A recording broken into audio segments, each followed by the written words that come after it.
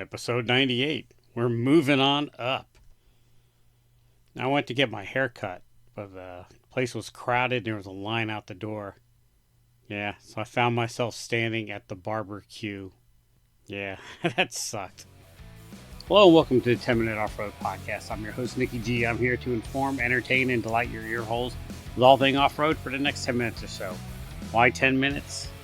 Well, it's the name, the 10-minute podcast. If you haven't figured that out by now, then, what can I say? I'd like to remind everybody you can listen to the 10-minute off-road podcast on Apple Podcasts, Google Play, Overcast, Breaker, Castbox, Pocket Cast, Radio Public, and Stitcher. Half those don't apply anymore because now 10-minute off-road podcast is available on iHeartRadio. You can contact 10-Minute Off-Road Podcast at 10minuteoffroad at gmail.com. That's 10minuteoffroad at gmail.com. And that might change in the future, too. You can follow 10-Minute Off-Road Podcast and be ignored by the 10-Minute Off-Road Podcast on all the popular social media platforms. Because I don't do social media. I hardly keep my personal account going. I do Facebook a little bit, but that's just so I can keep in touch with family and friends and organize. That's how I organize my wheeling trips, mostly is through Facebook. And let's not forget the frustrating encounters of Facebook Marketplace. Hi, is that available still?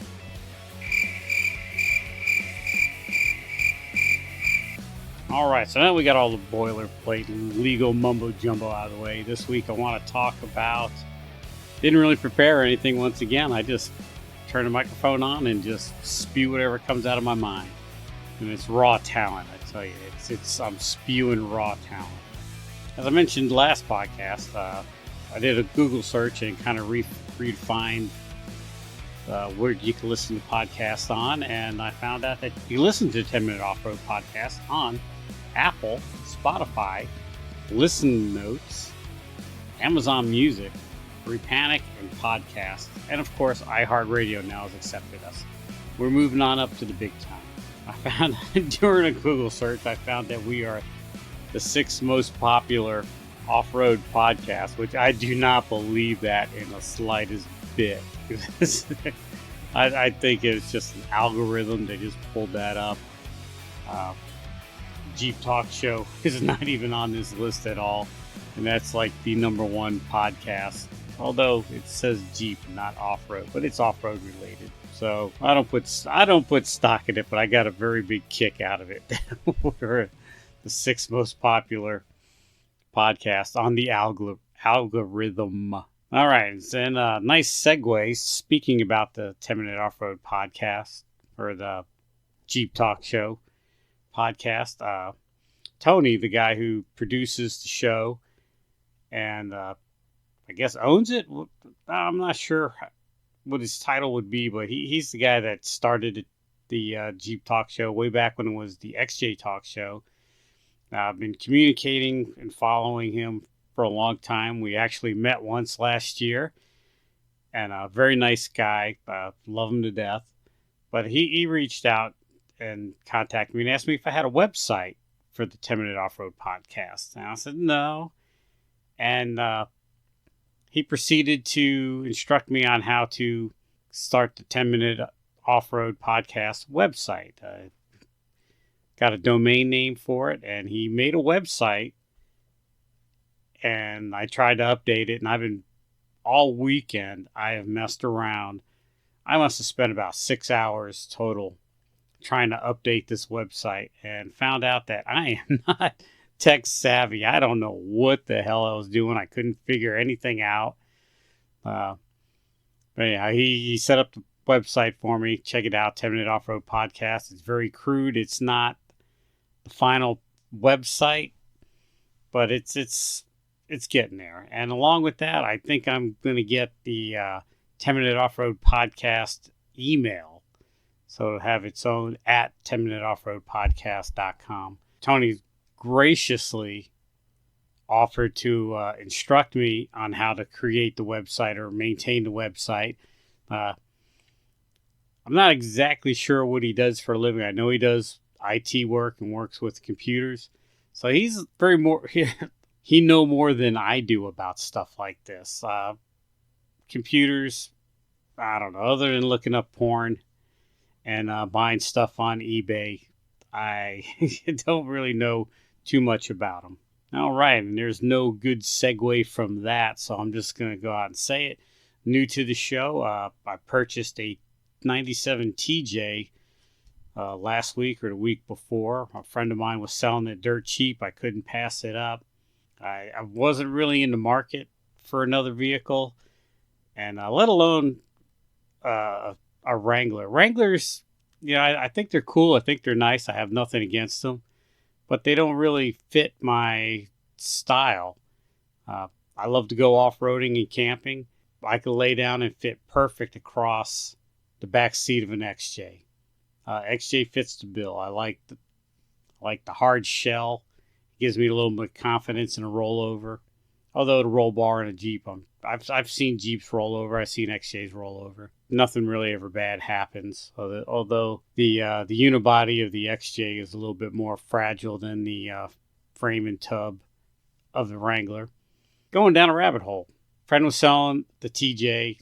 Made me an offer I couldn't refuse. I had to buy it. When he told me the price, I said, "Man, I'll be there in an hour." Yeah, so I've got a TJ sitting in my backyard. Did a little bit of work to it. It needed a water pump right off the bat. The thing leaked like a sieve. Being a almost 30-year-old used vehicle, I'm sure it had several owners, and everybody added a little accessory to it at one point or another. I must have pulled out about 6 miles of wire that just went nowhere. It had 2 light bars on it. I took 1 light bar off because now that I'm older, I'm not afraid of the dark as I used to be, so just 1 light bar will do it for me. Straightened out some wiring issues with the tail lights and the headlights and got everything running and working perfect, so now it'll pass inspection. The zippers on the soft top are not in the best of shape, but I did a little bit of research. I think I could repair them. A top is really not that expensive, but I don't want to throw a big chunk of money at this thing right off the bat. My wife did not castrate me for buying the Jeep, but I got a feeling if I start throwing money at it, I might lose a few pieces of me that I hold dear. So don't worry, I'm still an XJ guy. I still have my big red Cherokee, and I still have my stock black Cherokee. The Wrangler, I think I'm gonna daily drive the Wrangler because I don't know. I got to get a feel for it first. I have a love affair with my XJs. The Wrangler, it's a vehicle. It didn't grow on me yet, but it might. It's summertime. I took the doors off and drove it around, and I like the open air feel. So it'll warm up to me. If not, I'll just let it go for what I got in it. All right, moving on from that. Been a slow season for me. All my friends are busy.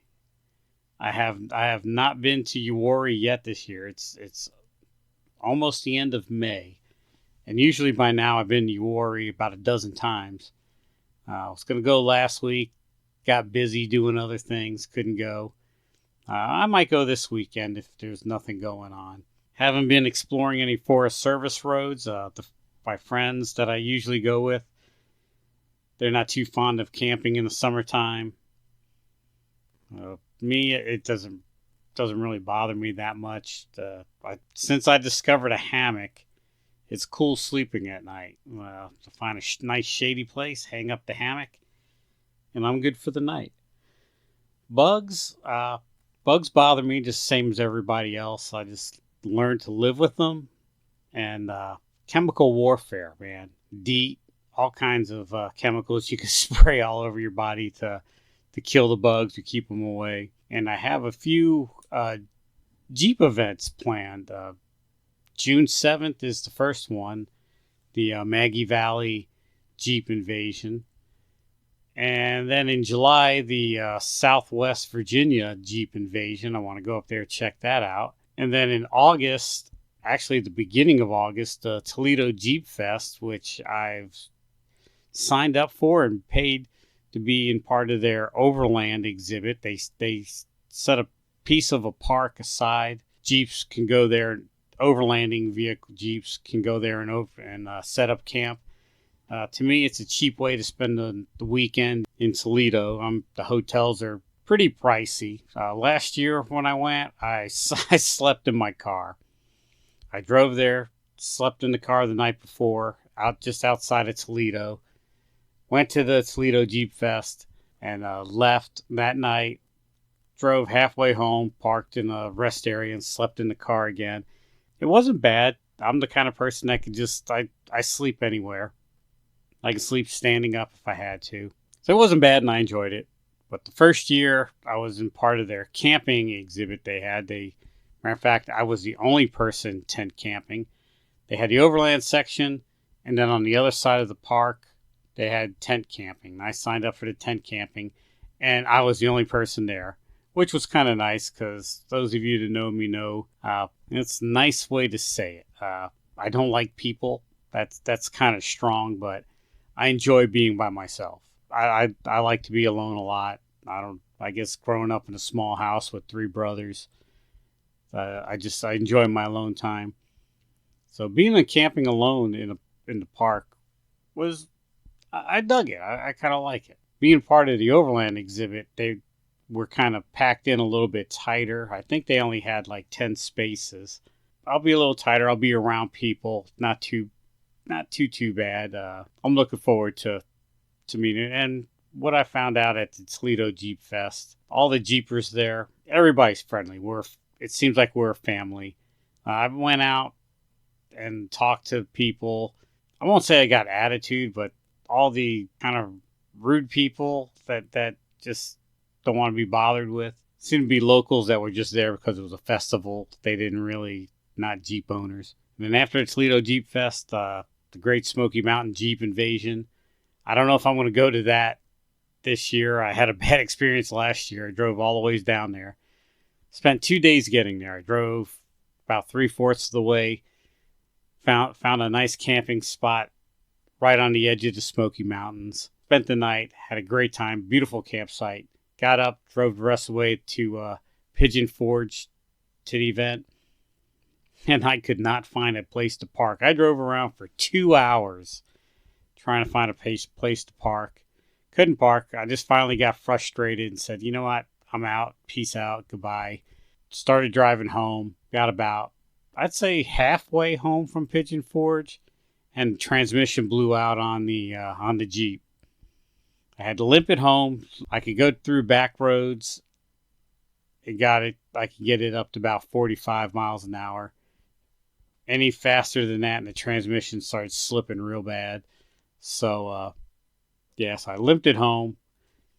Had the transmission rebuilt. I'm good to go. I'm ready to go.